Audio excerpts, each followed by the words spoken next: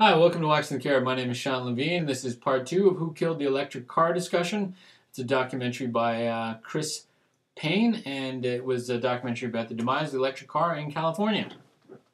And in this part, I'm going to be talking about why electric cars are superior to gas-powered cars. So let's first talk about the General Motors car that came out in 1995, originally called the Impact.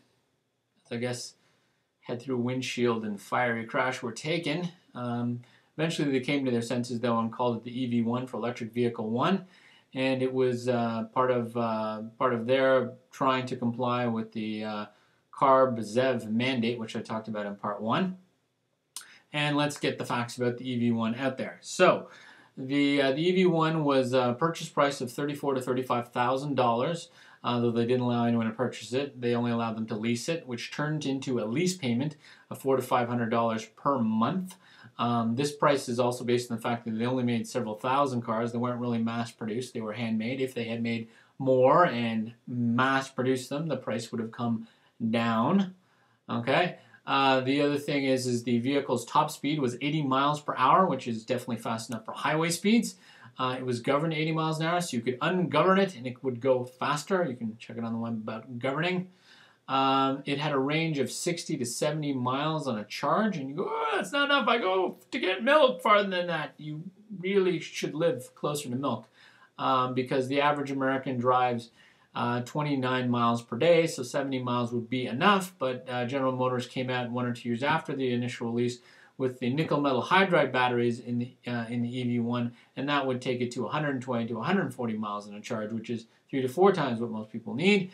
And now car manufacturers, cottage engine car manufacturers, are putting lithium-ion batteries into vehicles, which can take the vehicle, electric vehicles, not the EV1 because it was never installed on that, can take electric vehicles up to 300-mile range, which is significant because gas-powered cars with a full tank of gas on average can get about 300 miles to a full tank of gas. You can get electric vehicles now with the technology that can go the same range as a gas car. Okay, back to the EV1. How much would that electricity cost you? Well, the EV1, they said anywhere between 3 cents and 60 cents for the equivalent distance of a gallon of gas. So split the difference, 30 cents. Depends on, where you buy your electricity from and how much it costs you, what time you're buying your electricity at.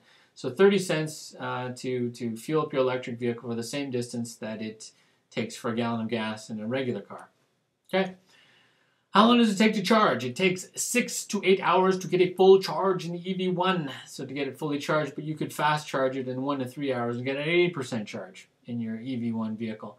But the whole idea is that you go home and you plug it in, and then you come back next morning and it's fully charged and it's ready to go. It's like getting a full tank of gas or whatever every day in your car. And it's like charging, I guess, anything else like cell phone, toothbrush, MP3 player, all the millions of crap things we have to charge these days. But at least this one, might be helping the environment. Okay. Now, the other thing about the EV1 is it had a lot less parts than a combustion vehicle because there was no combustion engine. So it's got no combustion engine. It's got an electric motor instead, which is very reliable. In the documentary, some electric motors can last up to 1 million miles before they need replacing because they're really simple machines. It's basically magnets and copper wire kind of thing. Back to the EV1, no combustion engine means basically you don't have to have oil changes, you don't have pistons, you don't have piston rings, you don't need an oil filter, you don't have a gas tank, you don't need a gas filter, you don't have an exhaust system, so no muffler, no catalytic converter, right? And brake pads are, well, you don't use a lot of brake pads, at least in the documentary, because you have regenerative braking in electric vehicles where when you take your foot off the accelerator pedal, the motor automatically slows the vehicle down and recharges the battery, but it means you don't have to apply the brakes quite readily. So the service technician for the EV1 said basically all he did in servicing their leased vehicles was basically top up the windshield washer fluid and rotate the tires. So now we've talked about the EV1 in specifics. Let's talk about why I think the electric vehicle is better than the combustion car, though you can see for all these reasons they're really quite good. First one, right off the top, 30 cents for equivalent distance of a gallon of gas. It's cheap. 2, infrastructure for the vehicle is electricity. So basically it's got better infrastructure than gasoline because every house and building that has electricity is a potential charging station. Great infrastructure. 3, torque. Who cares? Torque. This is for people who like performance cars, thinking we'd have to sacrifice if we were going to get an electric vehicle. Electric vehicles have almost constant torque throughout the power band. I'm sure there's some sports cars enthusiast guys drooling right now because they know what that means. That means you get great acceleration at all speeds the vehicle has. You don't have to build torque with electric motors. 4, electric motors are very reliable. 5, electric vehicles have much less parts, much less stuff to maintain.